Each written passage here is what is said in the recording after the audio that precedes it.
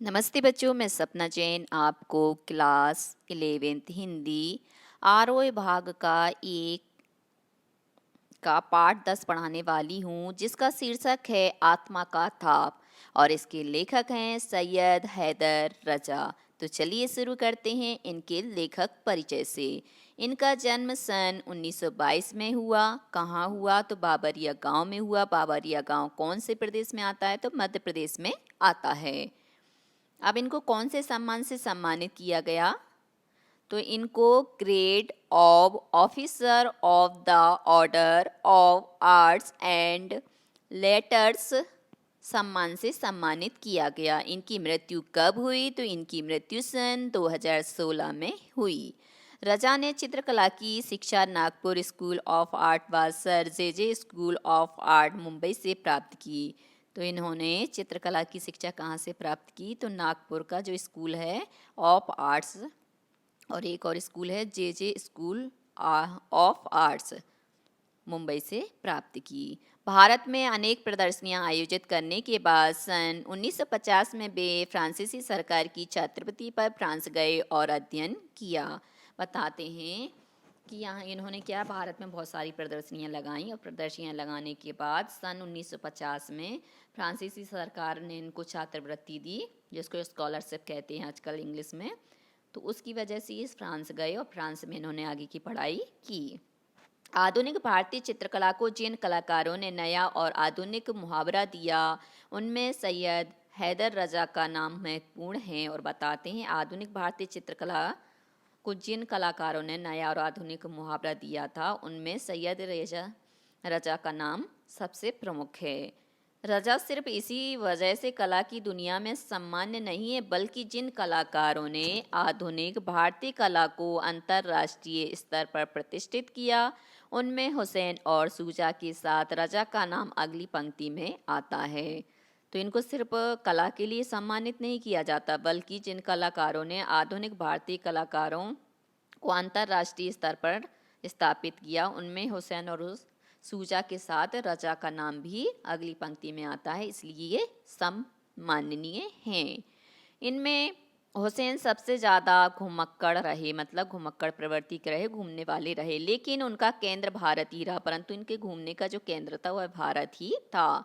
सूजा न्यूयॉर्क चले गए और रजा पेरिस में जाकर बस गए। बताते हैं कि सूजा जी न्यूयॉर्क में रहने लगे और रजा जी पेरिस में रहने लगे। इस तरह रजा की कला में भारतीय और पश्चिमी कला दृष्टियों का मेल हुआ। इस प्रकार से ये भारत के रहने वाले थे, तो इनकी कला में भारतीयता झलकती है, और पश्चिम में रहे तो पश्चिम कला भी इसमें झलकती है। पश्चिमी की जो कलाकृति है वह इसमें दिखाई देती है। ये तो इस प्रकार से दोनों का ही इनमें मेल हो गया। लंबे समय तक पश्चिम में रहने और वहाँ की कला की बारीकियों से प्रभावित होने के बावजूद रजा ठेठ रूप से भारतीय कलाकार हैं। और कहते हैं कि लंबे समय तक पश्चिम में रहने और वहाँ की कला की बारीकियों से प्रभावित होने के बावजूद भी रजा को ठेठ हम भारतीय कलाकार ही कह सकते हैं। बिंदु उनकी कला रचना के केंद्र में है। जो बिंदु है वह इनकी कला रचना का केंद्र है। उनकी कई कलाकृतियाँ बिंदु का रूपाकार हैं और इनकी जो कलाकृतियाँ हैं वह बिंदु का रूपाकार ही हैं। यह बिंदु केवल रूपाकार नहीं है, बल्कि पारंपरिक भारतीय चिंतन का केंद्र बिंदु भी है। मतलब इसको हम बिंदु को रूपाकार ही नहीं कह सकते, बल्कि क्या कह सकते हैं, पारंपरिक भारतीय चिंतन का केंद्र बिंदु कह सकते हैं। यहाँ यह भी गौरतलब है कि, मतलब गौर देने की बात है कि बिंदु की तरफ उनका झुकाव उनके स्कूली शिक्षक नंदलाल झरिया ने कराया था। और जो इनका झुकाव बिंदु की तरफ है वह किस कारण से है? तो इनके शिक्षक थे नंदलाल झरिया, उनकी वजह से है। रजा की कला और व्यक्तित्व में उदात्तता है। मतलब इनकी कला में हम क्या देख सकते हैं? उदारता। और व्यक्तित्व में भी उदारता है, कला में भी उदारता है। मतलब इनके चित्र को जब हम देखते हैं, कलाकृति को देखते हैं, तो उसमें एक अलग ही कलाकृति हमें दिखाई देती है। उनकी कला को भारत और दूसरे देशों में काफ़ी सराहा गया है। और इनकी कला को भारत में तो सराहा ही गया है और दूसरे देशों में भी इनको बहुत प्रशंसा मिली है। रूडॉल्फ वॉन लेडेन, पिथरे गोदीवेयर, गीती सेन, जाक लांसे, मिशेल एम्बेयर आदि ने रजा पर मोनोग्राफ लिखे हैं और बताते हैं कुछ व्यक्ति हुए हैं, उनके नाम बताए हैं यहाँ पर जो कि दूसरे देशों में के ही रहे हैं, जैसे रूडॉल्फ बॉन लेडेन, पीरे गोदीवेयर, गीती सेन, जाक लांसे, मिशेल एम्बेयर आदि ने रजा पर क्या है मोनोग्राफ लिखे हैं। यहाँ दिया गया पाठ सैयद हैदर रजा की आत्मकथात्मक पुस्तक आत्मा का ताप का एक अध्याय है, और यहाँ पर हमने जो पाठ लिया है वह उनकी आत्मकथात्मक पुस्तक है जिसका नाम था आत्मा का ताप, उसका ही एक अध्याय यहाँ पर लिया गया है पाठ के रूप में।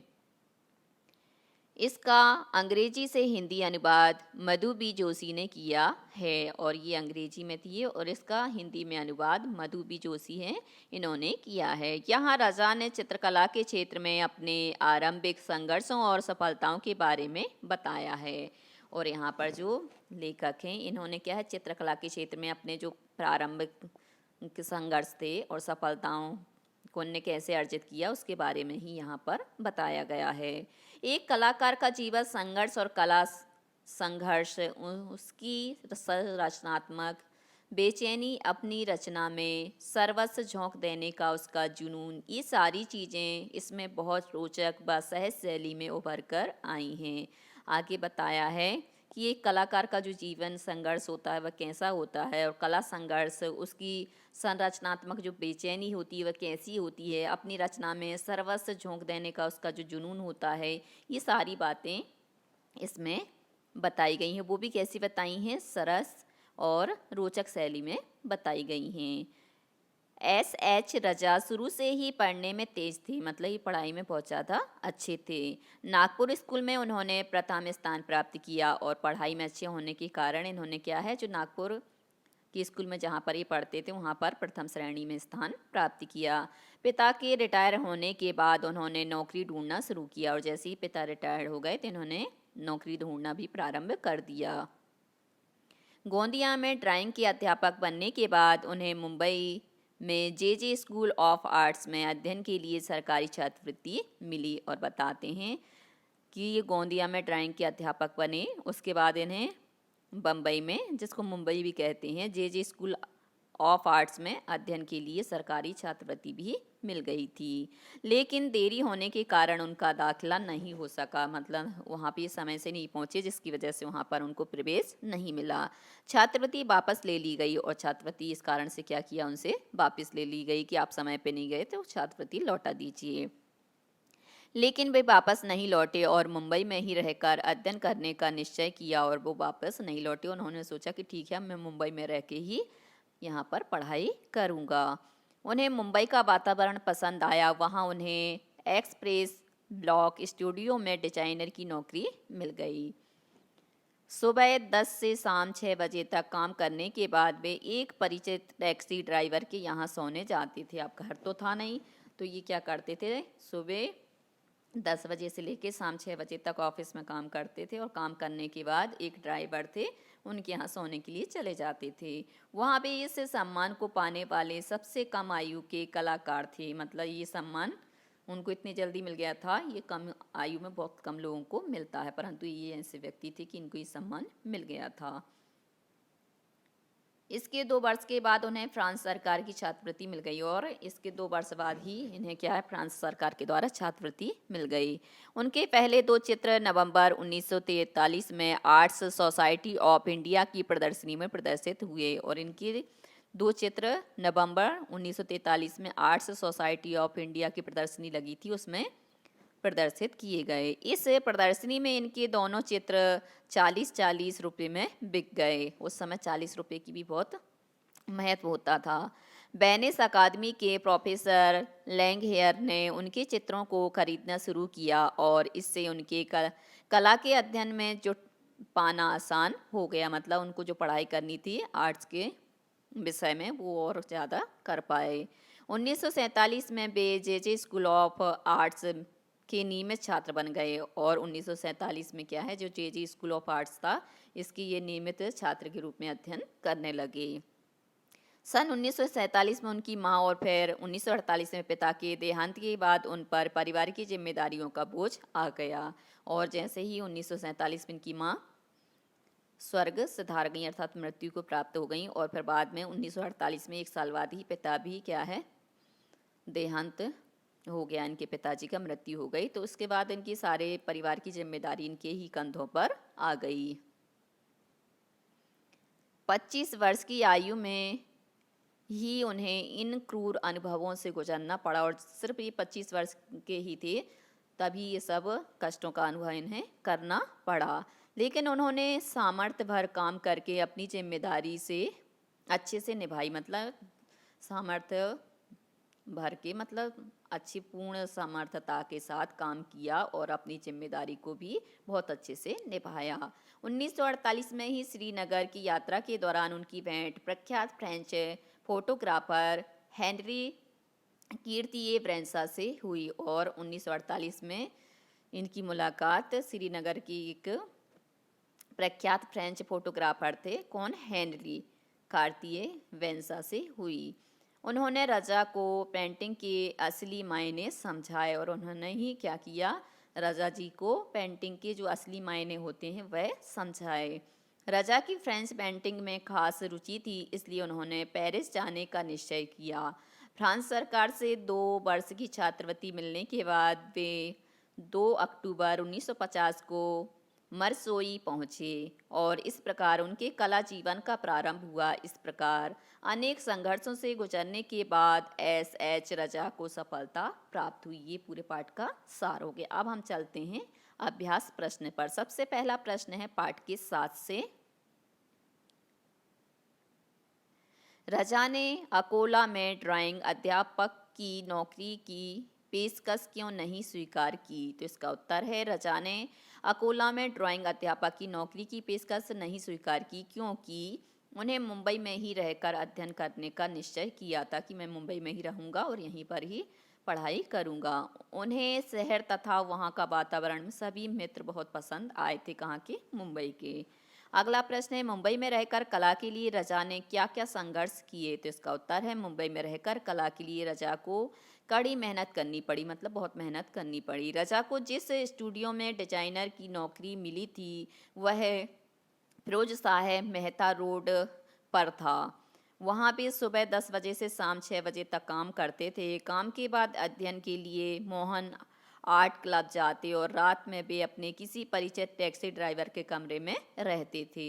वहाँ उन्हें फर्श पर सोना पड़ता था। वे रात के 11-12 बजे तक जागकर स्केच बनाया करते थे। इतने कठिन परिश्रम के बाद 1948 में उन्हें बॉम्बे आर्ट ऑफ सोसाइटी का स्वर्ण पदक प्राप्त हुआ।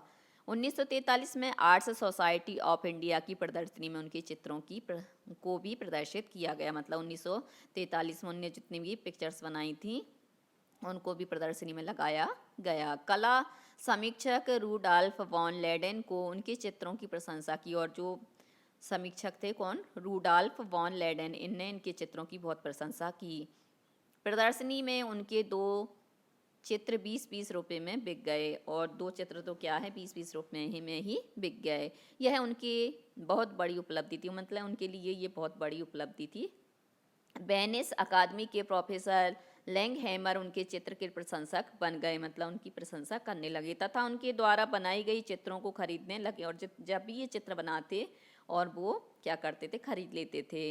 इससे रजा के अध्ययन में जुट पाना संभव हो गया और वे जे स्कूल ऑफ आर्ट्स के नियमित छात्र भी बन गए। अगला प्रश्न है, भले ही 1947 और 48 में महत्वपूर्ण घटनाएं घटी हों, मेरे लिए भी कठिन बरस थे, रजा ने ऐसा क्यों कहा? तो इसका उत्तर है, 1947 में भारत आज़ाद हुआ था और 1948 में महात्मा गांधी की हत्या हुई थी। लेकिन रजा के लिए ये दोनों वर्ष कठिन दौर थे, क्योंकि व्यक्तिगत तौर पर उनके 7 घटनाएं घटी थी, क्योंकि 1947 में उनकी माता की मृत्यु हो गई थी और 1948 में उनके पिता की मृत्यु हो गई थी। पूरे परिवार की जिम्मेदारी का बोझ उनके कंधों पर भी आ गया था। इस प्रकार उन्हें अनेक क्रूर अनुभवों से गुजरना पड़ा। एक तो भारत की त्रासदी से और दूसरा अपनी पारंपरिक त्रासदी से भी गुजरना पड़ा। प्रश्न नंबर 4, रजा के पसंदीदा फ्रेंच कलाकार कौन थे? तो रजा के पसंदीदा फ्रेंच कलाकार सेजा, वॉन गॉग, गोंगा, पिकासो, मातीस, सागाल एवं ब्रॉक थे। अगला प्रश्न है, तुम्हारे चित्रों में रंग है, भावना है, लेकिन रचना नहीं है। चित्र इमारत की ही तरह बनाया जाता है। आधार, नींव, दीवारें, बीम, छत और तब जाकर वह टिकता है। यह बात किस ने किस संदर्भ में कही? तो इसका उत्तर है, यह बात फ्रेंच फोटोग्राफर हेनरी कार्तिये ब्रेंसा ने रजा के चित्रों को देखने के बाद कही थी। अगला प्रश्न है कि रजा पर इसका क्या प्रभाव पड़ा? तो उनकी इस टिप्पणी से रजा पर गहरा एवं सकारात्मक प्रभाव पड़ा। उन्हें यह महसूस हुआ कि उन्हें चित्रों की बुनियाद मजबूत बनानी पड़ेगी। उनका आधार मजबूत होना चाहिए, इससे उनकी कला में और भी अधिक निखार आ सकता है। तो और उन्होंने ऐसा किया और उनकी कला में निखार आ भी गया।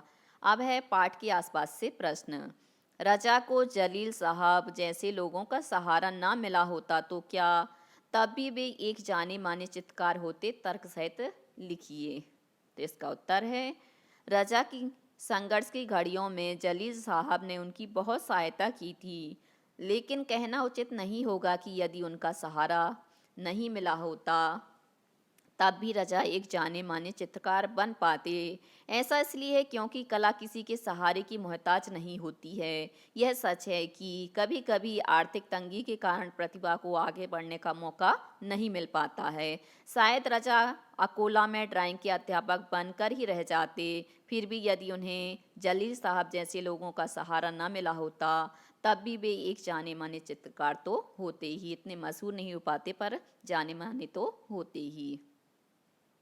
अगला प्रश्न है, चित्रकला व्यवसाय नहीं अंतरात्मा की पुकार है। इस कथन के आलोक में कला के वर्तमान और भविष्य पर विचार कीजिए। तो इसका उत्तर है कि ये बातें लेखक एस रजा ने वर्तमान में हो रहे चित्रकला के व्यवसायीकरण को ध्यान में रखते हुए कही हैं। कि मतलब ये व्यवसाय नहीं, ये तो अंतरात्मा की पुकार है। जब अंतरात्मा से मन करता है हमारा, तभी हम जाके अपने चित्र को बनाते हैं। उन्होंने ये बातें खास तौर पर युवा कलाकारों को संबोधित करके कही थी। वे अपना सर्वस्व देकर चित्रकला के लिए समर्पित होते थे। मतलब उन्होंने सब कुछ अपना चित्रकला के लिए समर्पित किया था, तब जाके वो ऐसे चित्रकार बन पाए। जबकि बाजार में उनके चित्रों की नीलामी की जाती है। चित्रकला किसी भी कलाकार की अंतरात्मा की आवाज़ होती है।